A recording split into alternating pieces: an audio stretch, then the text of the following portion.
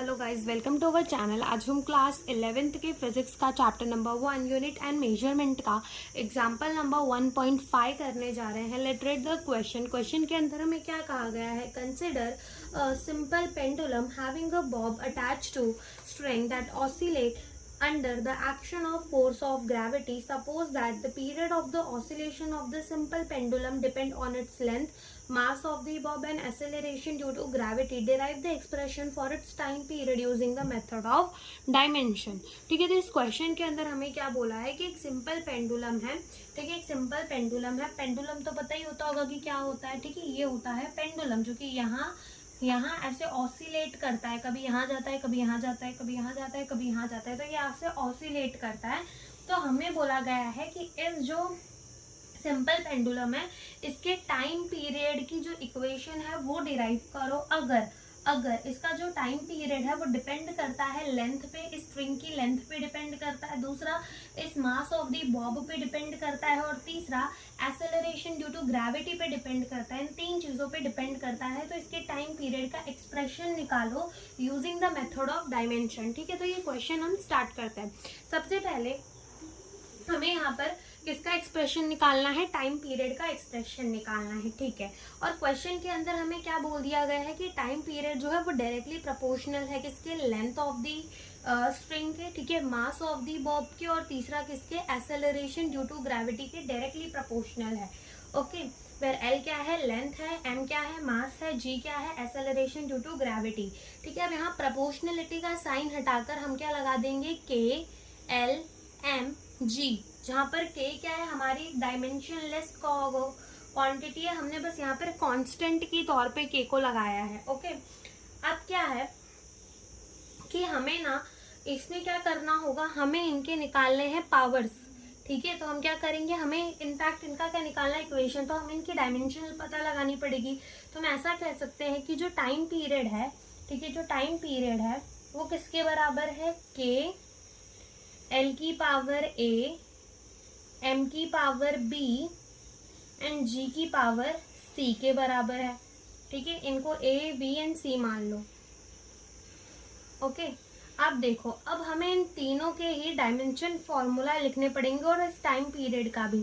ठीक है, तो डायमेंशन फॉर्मूला लिखने के लिए सिंपली क्या करो, देखो एम लिख लो, एल लिख लो, टी लिख लो। एम होता है मास, एल होता है लेंथ, ठीक है, और टी क्या होता है, टाइम होता है। तो यहाँ पर टाइम पीरियड, तो टाइम पीरियड की यूनिट क्या होगी, सेकेंड। तो सेकेंड के लिए क्या हम T1 लिख दे। ठीक है, मास और लेंथ इसमें क्या हो जाएंगे, 0 हो जाएंगे, इज इक्वल्स टू, ओके, ठीक है, लेंथ को हम किस में मेजर करते हैं, मीटर के अंदर।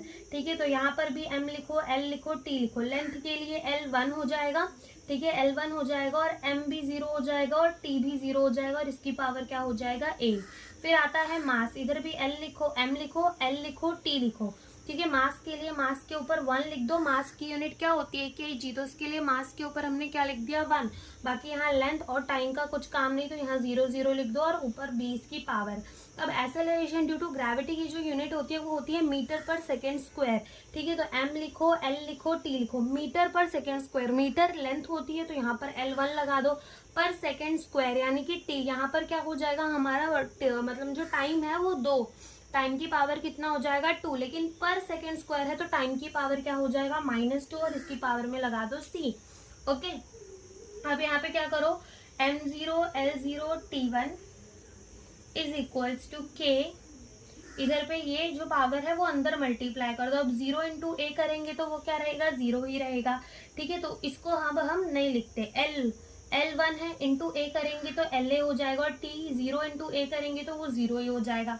इधर पे M को B से मल्टीप्लाई कर दो तो MB हो जाएगा, और L0 T0 नहीं आएगा। ठीक है, वैसे यहाँ पर इसे C से मल्टीप्लाई कर दो, तो यहाँ पर हमने M को 0 नहीं लिखा था, यस, तो यहाँ पर L क्या हो जाएगा, LC हो जाएगा हमारा, और T जो है वो क्या हो जाएगा, -2C के बराबर हो जाएगा। ठीक है, यहाँ C अंदर मल्टीप्लाई हो गया।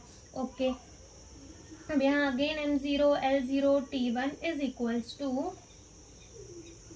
M क्या है यहाँ पर हमारा K, M क्या है यहाँ पर हमारा MB है, L देखो, एक L है ये A, और एक L है L की पावर C, तो ये A प्लस C जो है वो ऐड हो जाएंगे।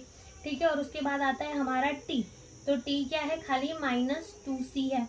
अब क्या करो, जैसे कि यहाँ पर m की पावर 0 है और यहाँ पर m की पावर b है, तो इसे क्या कर दो, इक्वेट कर दो। ठीक है, इसे क्या कर दो, इक्वेट कर दो। तो b को इक्वेट कर दो 0 से। ठीक है, यहाँ पर a प्लस सी है l की पावर और यहाँ पर 0 है, तो यहाँ पे भी वही करो, a plus C is equals to 0। और यहाँ पर क्या है, -2c है और t की पावर यहाँ क्या है, 1 है। तो क्या कर दो, -2c को इक्वेट कर दो किससे, 1 से। तो यहाँ से हमें हमारे b की पावर तो पता चल गई, क्या होगी, 0। अब आते हैं c के ऊपर। तो c इज इक्वल्स टू क्या, मैं यहाँ पर c इज इक्वल्स टू क्या, यहाँ पर हम c इज इक्वल्स टू -1/2 लिख सकते हैं, बिल्कुल लिख सकते हैं। तो यहाँ से हमें c की पावर भी पता चल गई। ठीक है, c की वैल्यू। और यहाँ पर a plus C is equals to 0, तो अब a निकालना है, a को ऐसे ही रहने दो। c जो है वो क्या है, 1/2 इज इक्वल्स टू 0, तो यहाँ से a जो है वो क्या आ जाएगा, हमारा 1/2 आ जाएगा। ठीक है, a क्या आ जाएगा, 1/2 और a की। तो यहाँ पर हमारा इसके जगह पर फिर से लिख दो time period. Time period is equals to k। ठीक है, l की पावर क्या है, a, तो l की पावर लिख दो a क्या है हमारा, 1/2 है। ठीक है, फिर m की पावर क्या है हमारी, b। ठीक है, तो m की पावर पे b की जगह क्या लगा दो, 0 लगा दो। और अगेन हमारा क्या है, g, तो g की पावर पे क्या लगा दो, g की पावर है c, तो c हमारा कितना आया, -1/2। अब anything raise to the power 0 जो होता है वो हमारा 1 के बराबर होता है। तो यहाँ पर t is equals to k, l की पावर हाफ, और m नहीं लिखेंगे तो भी चलेगा। ठीक है, क्योंकि anything raise to the power 0 is equals to 1। यहाँ से हमारा जो g है उसकी पावर कितनी हो जाएगी, -1/2। अगर मैं इसको नीचे भेज दूँ तो क्या ये पॉजिटिव हो जाएगा, बिल्कुल। तो l की पावर हाफ हो जाएगा डिवाइडेड बाय g की पावर भी हाफ हो जाएगा।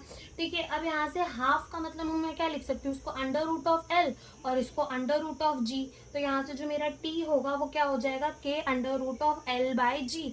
और एनसीईआरटी के अंदर ये भी बता दिया है कि एक्सपेरिमेंटली जो ये k की वैल्यू है वो क्या पाई गई है, 2π। तो हम time period is equals to 2π √ में l डिवाइडेड बाय g भी लिख सकते हैं। तो यही हमसे इस क्वेश्चन के अंदर पूछा था। Thank you for watching the video.